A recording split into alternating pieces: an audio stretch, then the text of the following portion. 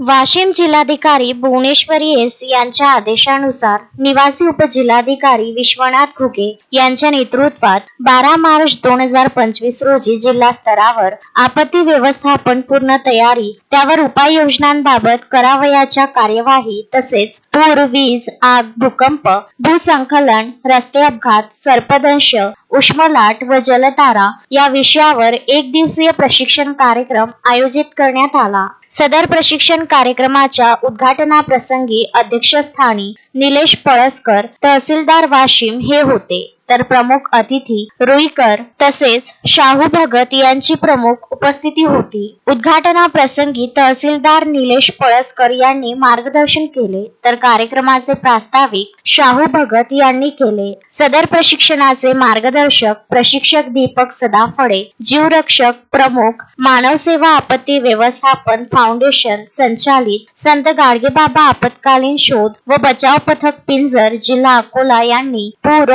आग, प्रथमोपचार, रस्ते आणि इतर अपघात, वीज, सर्पदंश, आपत्ती व्यवस्थापन आणि शोध व बचाव या विषयांवर योग्य मार्गदर्शन करून प्रशिक्षण देऊन प्रात्यक्षिके करून दाखविले। रेस्क्यू टीम पाठवा, या आपत्तीचे नाव, अशा प्रकारच्या नियोजन करण्यासाठी आपल्याला या ठिकाणी बोलावलेलं। प्रशिक्षण हा वेगळा भाग आहे। प्रशिक्षणामध्ये फक्त तुम्हाला ISO कार्यप्रणाली पद्धती म्हणजे प्रशासनाचे नियोजन कसे असतात, आपत्ती व्यवस्थापन 2005 कायद्याअंतर्गत आपल्याला जी प्रशासनाच्या सोबत राहून अधिकृतपणे आपल्याला त्या आपत्तींचं निवारण करायचं असते। त्या आपत्ती झालेल्या घोषित करण्याला किंवा सरांनी सांगितलं, बरेच वेळा आपण पाहतो की कुठल्याही प्रकारची घटना झाली की लगेच मोबाईलवर आपण त्याला अलर्ट करून व्हायरल करतो की सार्वजनिक स्टेजवर असं करणं अत्यंत गंभीर चुकीचे आहे। पर्यावरण जलसंधारण या विषयावर पवन मिश्रा तसेच RTO परिवहन विभागाचे वाहन निरीक्षक संजय पल्लेवाड